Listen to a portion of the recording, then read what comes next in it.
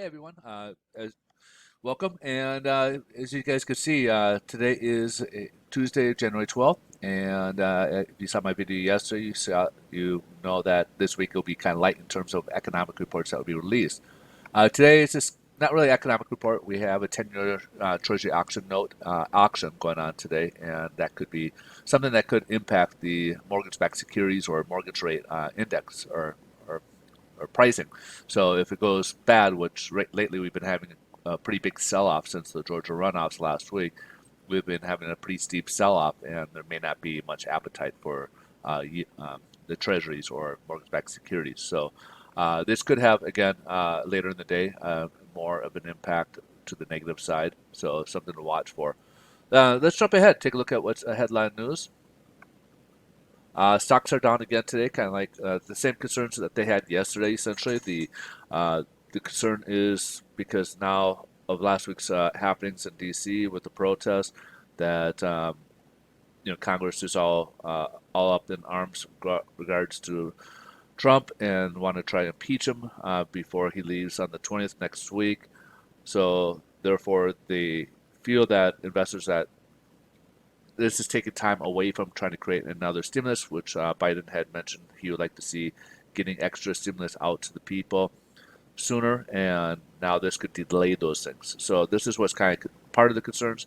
One of the things that is kind of propping things up a little bit are the vaccinations being rolled out, that people might be, more and more people have access to vaccines. But again, after seeing those job numbers we saw for the month of December last week, it is concerning uh, that they're not getting these stimulus checks out sooner than later. But on the negative side, the stimulus checks have been hurting mortgage rates on this extra stimulus package. So, and we'll take a look at that now. So mortgage-backed securities, we continue its downward trend.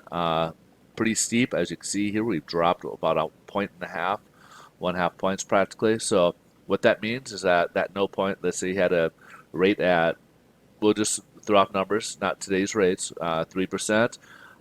Maybe it was at no points. Now it's going to be worth 1.5 points. And 1.5 points means 1.5% of the loan amount. So if you have, let's say, $100,000, that's $1,500 you're not going to have to pay just to get that rate. Uh, Now, right now it's down about 17 basis points. It was down much further. It was down, as you can see here with this tail end. We see no end in sight as to where we can find a floor here. So this is what's the scary part. We don't have any inkling because it just keeps dropping and dropping, and we aren't seeing where possibly where we can have a reversal here, at least kind of bounce back.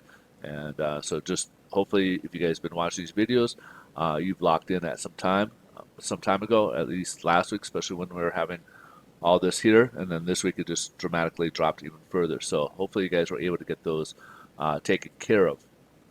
Now, let's take a look at yields. Yields continue to rise up, and that's kind of what's putting the pressure on there. Yields are rising because with all the stimulus packages coming out, the concern is that it's going to create higher inflation. It's going to create more supply out there, and therefore, basically, investors are selling off on treasuries. We're seeing these in overnights, which is kind of by the morning we see this, we are already seeing large dips so far.